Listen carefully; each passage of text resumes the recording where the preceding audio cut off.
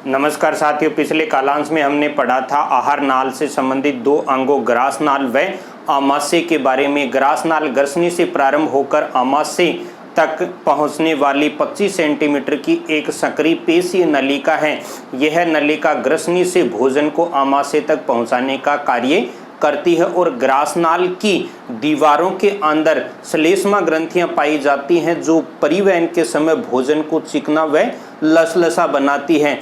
इसके बाद दूसरा अंक पढ़ा था हमने आमाशय, और आमाशय मनुष्य की आहार नाल का सबसे चौड़ा व विकसित भाग है। यह स्पष्ट रूप से 3 खंडों में बटा होता है, कार्डियक, फंडस और पाइलोरिक। फंडस भाग का अंतिम भाग जो पाइलोरिक से जुड़ता है उसे कहा जाता है बॉडी या काय।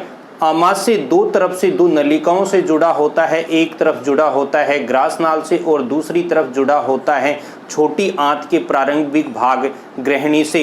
इन दोनों ही जंक्शन पर मिलान बिंदुओं पर एक दिशीय कपाट पाए जाते हैं। ग्रासनाल से जुड़ने वाले स्थान पर पाए जाने वाले कपाट को कहा जाता है लोअर इसोफेगल स्फिंक्टर या ग्रासनालीय कपाट, या कहते हैं इसे जठरागम कपाट, या इसे उस स्थान विशेष कार्डियक भाग के आधार पर कहा जाता है कार्डियक भाग, और जहां ग्रहणी से जुड़ता है उस स्थान पर पाए जाने वाले कपाट को कहा जाता है पाइलोरी कपाट। ये दोनों ही कपाट मनुष्य की आहार नाल में भोजन की पीएच की विशिष्टता को बनाए रखते हैं। जैसे कार्डियक कपाट के ऊपर ग्रासनाल में पीएच होती है क्षारीय और उसके नीचे आमाशय में पीएच होती है अम्लीय, तथा पाइलोरी कपाट के पीछे आमाशय में पीएच होती है प्रबल अम्लीय तथा उसके पश्चात ग्रहणी में होती है क्षारीय। इस प्रकार से हम 2 अंगों के बारे में पढ़ चुके थे। आमाशय के पश्चात जिस अंग की बात हम आहार नाल में करेंगे वो है आंत, इंटेस्टाइन। और इंटेस्टाइन जो है इसे हम 2 स्पष्ट भागों में बांटते हैं और 2 स्पष्ट भाग इसका प्रारंभिक भाग कहलाता है छोटी आंत और दूसरा भाग कहलाता है बड़ी आंत। अब देखिए इन दोनों की क्या विशेषता है छोटी आंत और बड़ी आंत की। तो छोटी आंत जो है इसकी लंबाई होती है लगभग 3 मीटर तथा बड़ी आंत की लंबाई होती है लगभग 1.50 मीटर। अब देखा जाए तो देखिए छोटी आंत जो है ये लंबाई में बड़ी है और बड़ी आंत लंबाई में छोटी है, तो फिर इनके ये नाम दिए क्यों जाते हैं? लंबाई में जो छोटी है उसे बड़ी आंत कहते हैं और जो बड़ी है उसे छोटी आंत कहते हैं। इसका कारण है इनका व्यास। तो छोटी आंत जो है इसका व्यास, इसकी नलिका का व्यास जो होता है वो छोटा होगा और बड़ी आंत की नलिका का व्यास होता है अधिक। तो यहाँ पर इन दोनों ही आंत को नाम देने का जो तरीका है वो इनकी लंबाई नहीं होकर इनके पाइप की मोटाई है। तो यहाँ पर देखिए इसका व्यास जो है ये होता है छोटा और इसकी अपेक्षा बड़ी आंत का व्यास जो है ये होता है बड़ा, और इसी कारण से इसे लंबाई में छोटी होकर भी कहा जाता है बड़ी आंत और इसे लंबाई में बड़ी होकर भी कहा जाता है छोटी आंत। अब ये जो आंतरीय भाग हैं इन भागों को आगे कुछ और भागों में बांटा जाता है। छोटी आंत तथा बड़ी आंत दोनों को ही 3-3 भागों में बांटा जाता है। वो भाग कौन से हैं देखिए। छोटी आंत का प्रथम जो भाग है उसे कहा जाता है ग्रहणी, डुडेनम।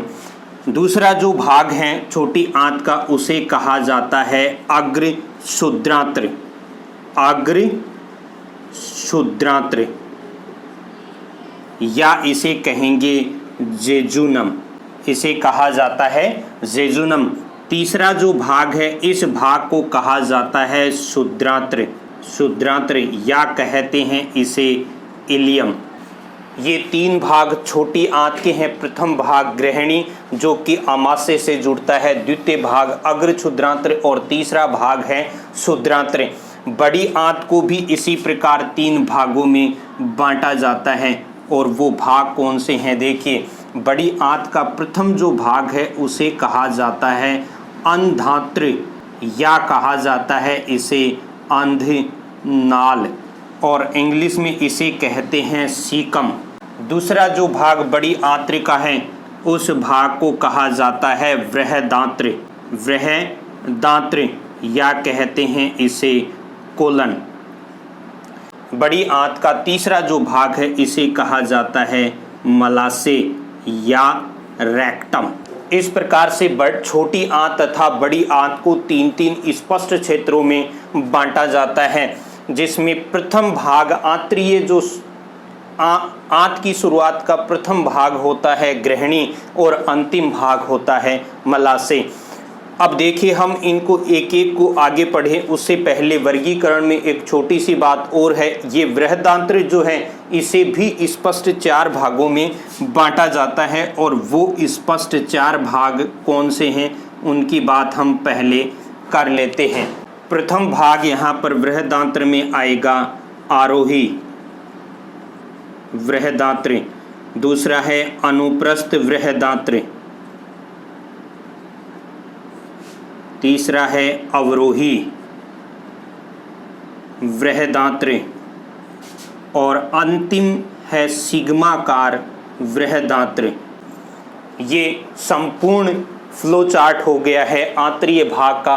आंत्र को दो भागों में बांटते हैं, छोटी आंत बड़ी आंत। छोटी आंत को तीन स्पष्ट क्षेत्रों में बांटते हैं, ग्रहणी, अग्र शुद्रांत्र और शुद्रांत्र। बड़ी आंत को तीन भागों में बांटते हैं, अंधनाल, सीकम, बृहदांत्र, कोलन और मलाशय यानी रेक्टम। इसके आगे हम आंतरीय भाग के एक एक अंग का स्पष्ट अध्ययन करेंगे। आगे देखिए बात कर रहे थे हम ग्रहणी की, तो यहाँ ग्रहणी की स्थिति को चित्र से दर्शाते हैं। तो कैसी स्थिति प्राप्त होती है, देखिए ये है हमारा आमाशय, ये ग्रासनाल और ये है ग्रहणी। तो आमाशय के इस भाग से जहाँ ग्रहणी जुड़ती है इस स्थान पर एक कपाट पाया जाता है, ये मैंने रेड लाइनों से दर्शाया है। इस कपाट को कहते हैं पाइलोरिक स्फिंक्टर। पाइलोरिक स्फिंक्टर से ये यू के आकार की लगभग 25 सेमी लंबी नलिका जुड़ी होती है, इसे कहा जाता है ग्रहणी।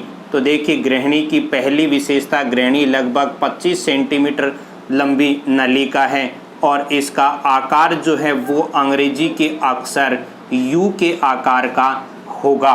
साथ ही इस यू के आकार की नलिका के आधारी भाग में एक नलिका आकर जुड़ती है और इस नलिका को कहते हैं सामान्य पित्त वाहिनी। सामान्य पित्त वाहिनी, देखिए इसी नाम को याद रखना है, इसे पित्त वाहिनी नहीं करना है, इसे इंग्लिश में कहते हैं कॉमन बाइल डक्ट। सामान्य पित्त वाहिनी आकर खुलती है।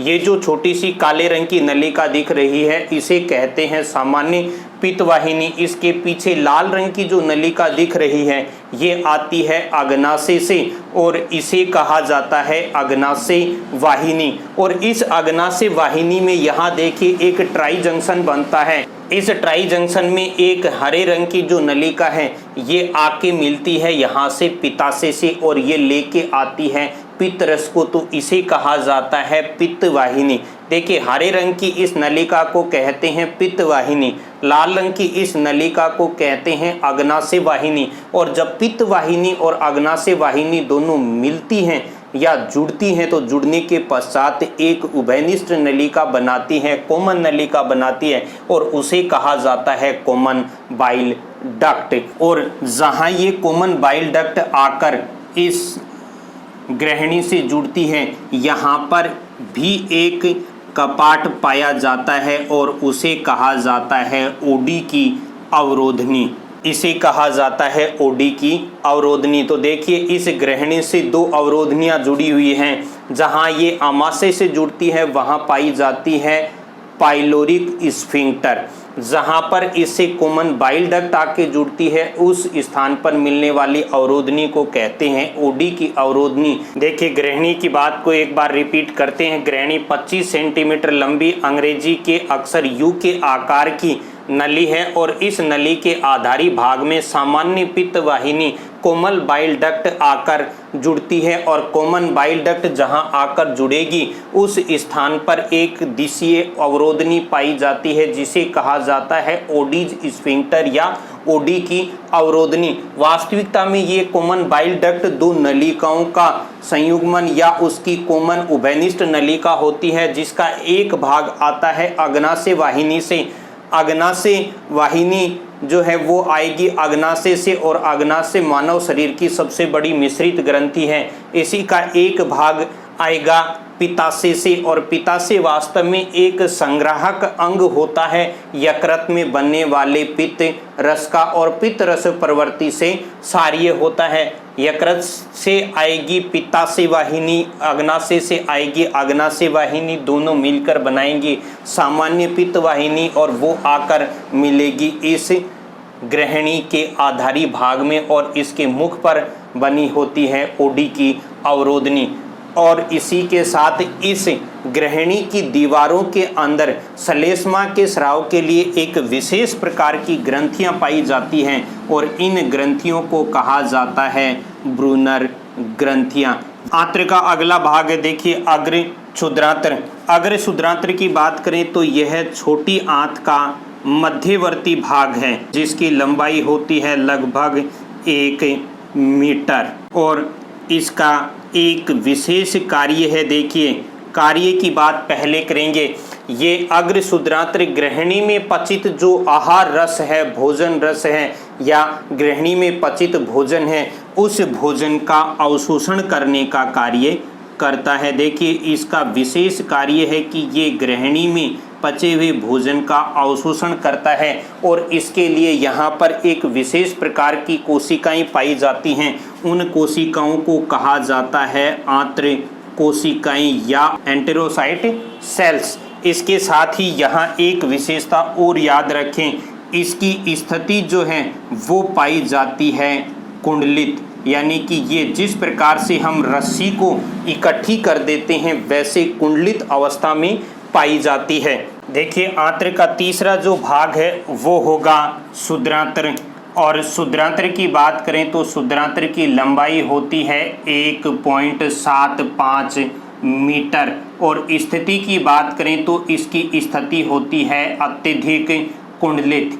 इस भाग की सबसे विशेष बात है इसकी आंतरिक सतह, और आंतरिक सतह में ऐसा क्या होता है तो देखिए इस नलिका की आंतरिक सतह की अंदरूनी जो परत है वो अंदर की तरफ वलित हो जाती है, और अंदर की तरफ वलित होकर एक विशेष प्रकार के उभार बनाती है। उन उभारों को कहा जाता है रसांकुर, और उन रसांकुरों की उभरी हुई सतह पर जो कोशिकाएं होती हैं उनकी कोशिका झिल्ली अतिवृद्धि करके और भी छोटे सूक्ष्म अंकुर बनाती हैं, उनको कहा जाता है सूक्ष्मांकुर। तो यहाँ पर बात करें तो इसके आगे का जो भाग है इलियम वो अत्यधिक कुंडलित होगा। इस प्रकार से ये स्थिति होगी इलियम की। देखिए ग्रहणी यू के आकार की थी, जेजुनम कुंडलित थी, और इलियम जो है ये अत्यधिक कुंडलित होती है। आंतरिक सतह की बात करें तो मान लेते हैं कि ये नलिका है, और इस नलिका में ये बाहरी और आंतरिक दो सतह हैं। तो इस आंतरिक सतह की बात करें, इसे बाहर निकालते हैं। देखिए ये नलिका है, ये इसकी बाहरी परत है, ये आंतरिक परत है, ये बाहरी परत है और आंतरिक परत है। और क्षुद्रांत्र की सबसे विशेष बात उसकी आंतरिक परत के अंदर विशेष प्रकार के उभार पाए जाते हैं। इसे मैं यहाँ स्पष्ट बना रहा हूँ। देखिए आंतरिक जो परत होगी उस परत में इस प्रकार के उभार पाए जाते हैं, और इन उभारों को कहा जाता है रसांकुर। इन उभारों को कहा जाता है रसांकुर, इंग्लिश में इनको कहते हैं विलाई। और इन रसांकुरों की जो ये परत है, जिस परत में कोशिकाएं पाई जाती हैं, देखिए संपूर्ण संरचनाएं कोशिकाओं की बनी होती हैं। तो ये बाहरी जो परत है इस रसांकुर की, इन रसांकुरों की परत पर पाई जाने वाली कोशिकाओं में भी छोटे छोटे उभार पाए जाते हैं, और उन उभारों को कहा जाता है सूक्ष्मांकुर। क्षुद्रांत्र की आंतरिक सतह पर पाए जाने वाले रसांकुरों की बात करते हैं तो देखिए रसांकुर जो हैं ये श्लेष्मा तथा अधश्लेष्मा स्तर के आंतरिक वलन के कारण से बनने वाली एक उभरी हुई संरचना है। इन उभरी हुई संरचनाओं को कहा जाता है रसांकुर और इन्हें एक नाम और दिया जाता है, इन्हें कहते हैं कर्करिंग के वलन। और इन उभारों के ऊपर जो कोशिकीय परत पाई जाती है, उस कोशिकीय परत की कोशिका झिल्ली भी उभर कर और भी छोटे अंकुर बनाती है या उभार बनाती है, जिन्हें कहा जाता है सूक्ष्मांकुर या माइक्रोविलाई। तो देखिए, बड़े जो उभार हैं इनको कहा जाता है विलाई, और उन पर पाए जाने वाले सूक्ष्म उभारों को कहा जाता है सूक्ष्मांकुर या माइक्रोविलाई। और ये करते क्या हैं, देखिए, रसांकुर और सूक्ष्मांकुर मिलकर आंत्र की आंतरिक सतह का सतही क्षेत्रफल लगभग 2 गुना कर देते हैं। 2 गुना भी कितना, 2 लाख गुना कर देते हैं। रसांकुर व सूक्ष्मांकुर मिलकर शुद्रांत्र की आंतरिक सतह का लगभग 2 लाख गुना कर देते हैं, जिससे भोज्य पदार्थ व जितने भी अवशोषण योग्य पदार्थ हैं पाचन पश्चात बने हैं, उनके अवशोषण में बहुत अधिक सहायता मिलती है। और ये संरचना लगभग बनती है टर्किश टोवल या ये कहें रोएदार तौलिए जैसी। इसके अलावा इन उभारों के आधारी भागों में कई स्थानों पर ये कोशिकीय परत नीचे की ओर धंसी हुई भी पाई जाती हैं, और इन धंसे हुए स्थानों पर कहा जाता है इनको लीबर कुन की गर्तिकाएं। और लीबर कुन की इन गर्तिकाओं में 3 प्रकार की कोशिकाएं पाई जाती हैं, कलश कोशिकाएं, आंत्रीय कोशिकाएं और पेनेथ कोशिकाएं। इनको नाम से याद रखना है, कलश कोशिकाएं, आंत्रीय कोशिकाएं और पेनेथ कोशिकाएं। ये तीनों ही कोशिकाएं अलग अलग कार्य करती हैं। जैसे कलश कोशिकाएं जो हैं वो श्लेष्मा का स्राव करती हैं, पेनेथ कोशिकाएं विशेष प्रकार के एक द्रव्य का स्राव करती हैं जो कि जीवाणुओं को व अन्य रोगाणु जो भोजन के साथ शरीर में पहुंच जाते हैं उनको मारने का कार्य करती हैं। इसके अलावा इस भाग के अंदर एक विशेष प्रकार की रस्सिका ग्रंथियां पाई जाती हैं, जिन्हें कहा जाता है पेयर पेसेज या पेयर के समूह। इस भाग का कार्य क्या है, देखिए, इस भाग में उन पोषक तत्वों का अवशोषण होता है जो कि अग्र शुद्रांत्र में अवशोषित नहीं हो पाए थे, का अवशोषण इस भाग में नहीं हो पाया था। यानी जेजुनम भाग में जिन पचित भोजन के अवशेषों का या भोज्य पदार्थों का अवशोषण यहाँ नहीं हो पाया, उनका अवशोषण इस भाग में होता है। और यहाँ पर 2 विशेष चीज़ें होती हैं जिनका अवशोषण होता है, एक है पित्त लवण और दूसरे होते हैं विटामिन। पित्त लवण तथा विटामिन 2 ऐसे भोज्य पदार्थ हैं जिनका अवशोषण इस इलियम भाग में या शुद्रांत्र भाग में ही होता है। तो ये थी, देखिए, छोटी आंत की संपूर्ण जानकारी। दोबारा रिपीट करता हूँ, छोटी आंत का प्रथम भाग ग्रहणी है, यू के आकार का है, 25 सेंटीमीटर लंबी नली है। इसके आधारी भाग में सामान्य पित्त वाहिनी आकर मिलती है। इसके जुड़ने के स्थान पर ओडी की अवरोधनी पाई जाती है और इसमें एक विशेष प्रकार की श्लेष्मा ग्रंथियां पाई जाती हैं, ब्रूनर ग्रंथियां। दूसरा भाग छोटी आंत का है अग्र शुद्रांत्र जेजुनम, जो कि इसका मध्यवर्ती भाग है, कुंडलित अवस्था में पाया जाता है, लंबाई लगभग 1 मीटर है। और कार्य यहाँ पर देखिए, अवशोषण विशेष कार्य इस भाग द्वारा किया जाता है। और ये विशेष कार्य करने के लिए यहाँ पर एक विशेष ही प्रकार की कोशिकाएं पाई जाती है, आंत्र कोशिका या एंटेरोसाइट सेल। आंत्र का तीसरा भाग है, देखिए, शुद्रांत्र। इसकी लंबाई होती है लगभग 1.75 सेंटीमीटर। स्थिति होती है अत्यधिक कुंडलित और आंतरिक सतह यहाँ सबसे बड़ी विशेषता होती है। इसकी आंतरिक सतह की परत के 2 भाग श्लेष्मा तथा अधश्लेष्मा अंदर की ओर कुंडलित होकर उभार बनाते हैं और इन उभारों को कहा जाता है रसांकुर। और इन्हीं का एक नाम है कर्करिंग के वलन, फोल्ड ऑफ कैकरिंग। इन उभारों पर जो कोशिकाएं पाई जाती हैं परत पर, उन कोशिकाओं की कोशिका झिल्ली बाहर की ओर उभरकर बहुत ही बारीक, लगभग एक कोशिका पर 1000 सूक्ष्म उभार बनाती है, जिन्हें कहा जाता है सूक्ष्मांकुर या माइक्रोविलाई। रसांकुर और सूक्ष्मांकुर मिलकर शुद्रांत्र की आंतरिक सतह का क्षेत्रफल लगभग 2 लाख गुना बढ़ा देते हैं, जिससे भोजन के अवशोषण में सहायता मिलती है। इन्हीं रसांकुरों के आधारी भागों में कई स्थानों पर श्लेष्मा और अधश्लेष्मीय भाग अंदर की ओर धंसते हैं, जिससे इस प्रकार से ये नलिकाकार ग्रंथियां बनती हैं। इन नलिकाकार ग्रंथियों को कहा जाता है लीबर कुन की गर्तिकाएं। और लीबर कुन की इन गर्तिकाओं में 3 प्रकार की कोशिकाएं पाई जाती हैं, कलश कोशिकाएं, आंतरिक कोशिकाएं और पेनिथ कोशिकाएं, जो श्लेष्मा, तरल द्रव्य तथा कुछ विशेष प्रकार के लाइसोजाइम एंजाइम स्रावित करती हैं, जो भोजन के साथ आंत्र में पहुँचे सूक्ष्म जीवाणुओं को मारने का कार्य करती हैं। इसके अलावा इस भाग में शुद्रांत्र में एक विशेष प्रकार की श्लेष्मा ग्रंथियां भी पाई जाती हैं, जिन्हें कहा जाता है पेयर पेचेज या पेयर के समूह, जो कि लसिका का स्राव करती हैं और लसिका भी इस भाग के अंदर भोजन के साथ पहुँचे जीवाणुओं तथा रोगाणुओं को मारने का कार्य करती है। ये थी संपूर्ण जानकारी छोटी आंत से संबंधित। जिन साथियों को जानकारी अच्छी लगे वो वीडियो को लाइक करें, शेयर करें तथा अधिक से अधिक साथियों तक इसे शेयर करें, जिससे ये नॉलेजफुल जानकारी सभी तक पहुँचे।